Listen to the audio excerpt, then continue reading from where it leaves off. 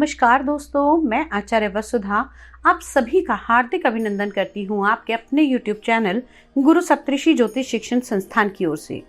दोस्तों, आज के वीडियो में हम बात करेंगे साप्ताहिक राशिफल के बारे में। कैसा रहेगा 14 नवंबर 2022 से लेकर 20 नवंबर 2022 तक का ये सप्ताह ग्रह गोचर की दृष्टि से आपके लिए। सबसे पहले जान लेते हैं क्या रहने वाली है ग्रहों की स्थिति और कौन कौन से व्रत पर्व और त्योहार इस सप्ताह में आने वाले हैं। 14 नवंबर को बाल दिवस रहेगा। 16 नवंबर को काल भैरव जयंती है। इससे जुड़ी हुई उपाय की और पूजा विधि की वीडियो भी हमने अपने चैनल पर डाल दी है। 20 नवंबर को उत्पन्ना एकादशी रहेगी। अब बात करते हैं ग्रह गोचर की। तो दोस्तों, इस सप्ताह में सूर्य देव का होगा राशि परिवर्तन और आएंगे अपनी नीच राशि से निकलकर वृश्चिक राशि में। तो अब इस ग्रह गोचर का आपके जीवन पर क्या परिणाम पड़ने वाला है, आइए उसकी विवेचना करते हैं। लेकिन आपसे अनुरोध करूंगी उससे पहले कि यदि आप चैनल पर नए हैं और आपने अब तक चैनल को सब्सक्राइब नहीं किया है तो प्लीज सब्सक्राइब कर दीजिए।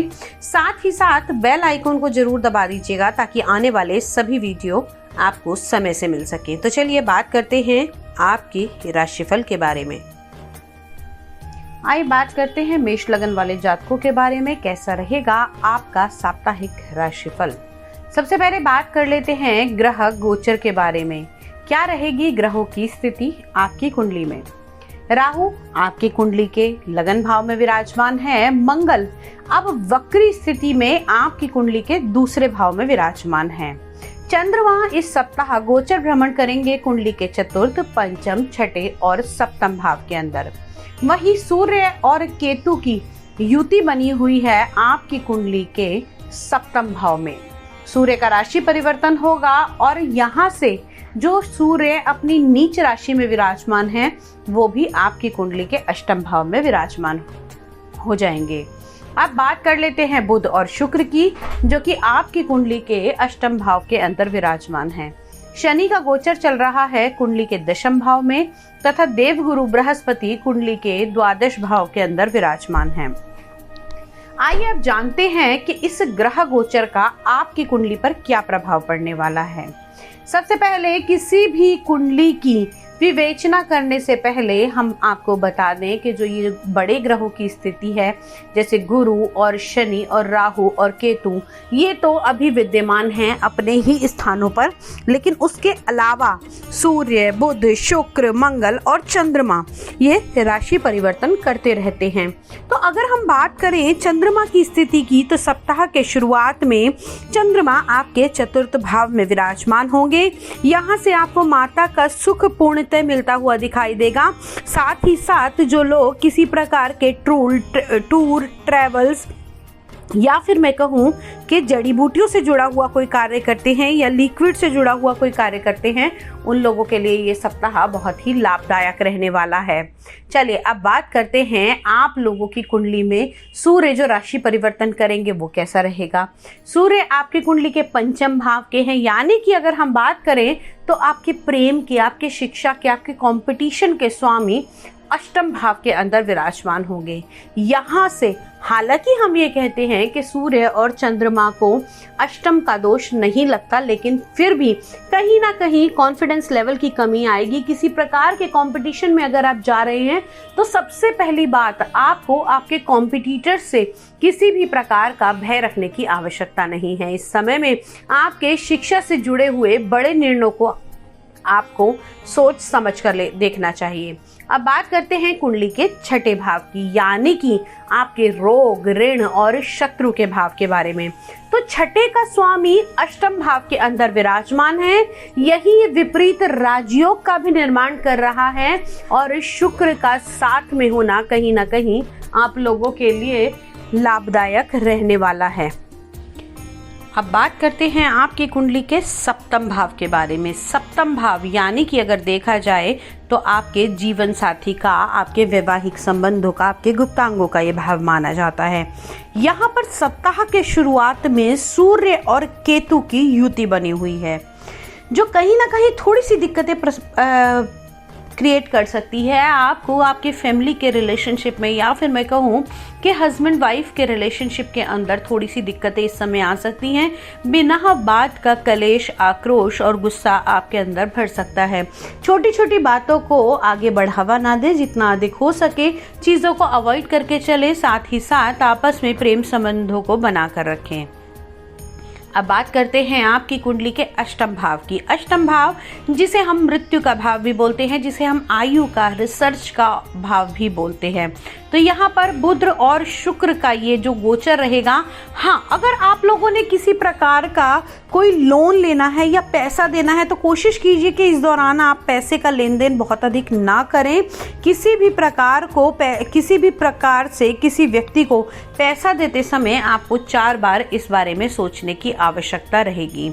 अब बात करते हैं आपके भाग्य भाव के बारे में। तो दोस्तों, अगर हम बात करें आपके कुंडली के नवम भाव की, यानी कि आपके भाग्य भाव की, तो भाग्य भाव के स्वामी आपके द्वादश भाव में आपके खर्चे के, आपके एक्सपेंस के भाव के अंदर विराजमान हैं। कहीं ना कहीं ये गोचर जो है वो आप लोगों का, हाँ, इस समय में चीजें मिलेंगी लेकिन आपको खर्चे भी उस समय में उसी चीजों के साथ बढ़ते होंगे। आप लोगों की, अगर हम कहें कि बहुत टाइम से आपने कुछ नया बनाने की, कुछ नया करने की सोच रखी थी, तो वो आगे होगा तो सही, लेकिन उसके लिए उसकी कीमत आपको बहुत ज़्यादा अधिक चुकानी पड़ सकती है।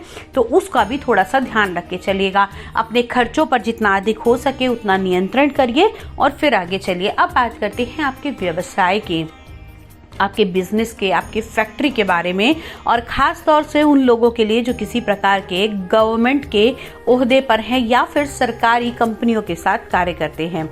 तो आप लोगों की कुंडली में इस समय शनि दशम भाव में स्वराशि के विराजमान है और यहाँ पर शनि आपको, आपके कामों को थोड़ा डिले करेंगे, थोड़ा धीरे से करेंगे, लेकिन अगर आपने मेहनत करी है तो निश्चित तौर पर आपको आपकी मेहनत का फल ज़रूर मिलता हुआ दिखाई देगा। साथ ही साथ जिन लोगों का पेट्रोलियम का, दलहन का, कपड़े का, इस प्रकार के अगर बिजनेस हैं तो उन लोगों की आगे बढ़ने की संभावनाएं इस समय में बनी हुई हैं।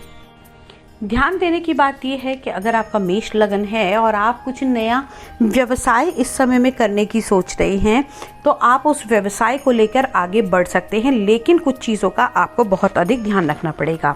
जैसे कि कच्चा माल लेते समय आपको बहुत सावधानी बरतनी पड़ेगी, या फिर किसी भी प्रकार की अगर बिजनेस की शुरुआत कर रहे हैं तो पेपर वर्क को बहुत ही सोच समझ के करना होगा। मंगल वक्री अवस्था में आप लोगों की कुंडली के दूसरे भाव के अंदर, धन संपत्ति के भाव के अंदर विराजमान है, और साथ ही साथ इस समय अगर आपका, आपकी फैमिली के साथ, आपके कुटुंब के, आपके भाइयों के साथ कोई बिजनेस है तो भी अपने काम को पूरी तरीके से, पूरी ईमानदारी से आपको इस समय में करना होगा।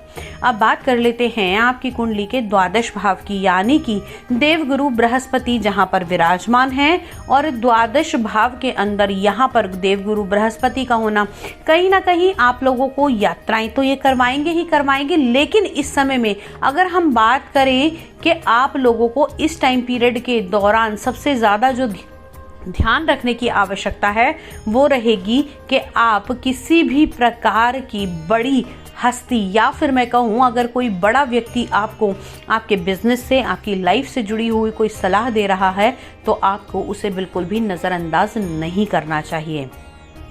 जैसे ही चंद्रमा आपकी कुंडली के छठे भाव में आएंगे और दृष्टि डालेंगे देवगुरु बृहस्पति पर, तो उस समय आपको धन के लाभ का भी टाइम पीरियड बन सकता है। लकी कलर की अगर मैं बात करूं तो दोस्तों इस सप्ताह लकी कलर आप लोगों के लिए रहने वाला है डार्क ग्रीन कलर, और लकी नंबर आपके लिए रहेगा नंबर 5। ये तो थी ओवरऑल मेष लगन वाले जातकों की कुंडली की रचना, लेकिन दोस्तों हर व्यक्ति अपनी अलग ग्रह नक्षत्र लेकर आता है, हर व्यक्ति की अपनी अलग महादशा दशा होती है। तो यदि आप व्यक्तिगत रूप से अपनी कुंडली का विश्लेषण कराना चाहते हैं, घर या फैक्ट्री का वास्तु कराना चाहते हैं, एस्ट्रोलॉजी, न्यूमरोलॉजी या फिर टैरो कार्ड रीडिंग सीखना चाहते हैं, तो गुरु सप्तऋषि ज्योतिष शिक्षण संस्थान में आपका हार्दिक अभिनंदन है। आप लोग हमारे नंबर पे कॉल करके अपॉइंटमेंट भी फिक्स कर सकते हैं। आज के वीडियो में इतना ही। अगले वीडियो में फिर से मुलाकात करती हूँ, कुछ नया लेकर, कुछ इंटरेस्टिंग लेकर और ऐसा कुछ लेकर जो आपके और मेरे लिए लाभकारी रहे। तब तक के लिए जय माँ भगवती।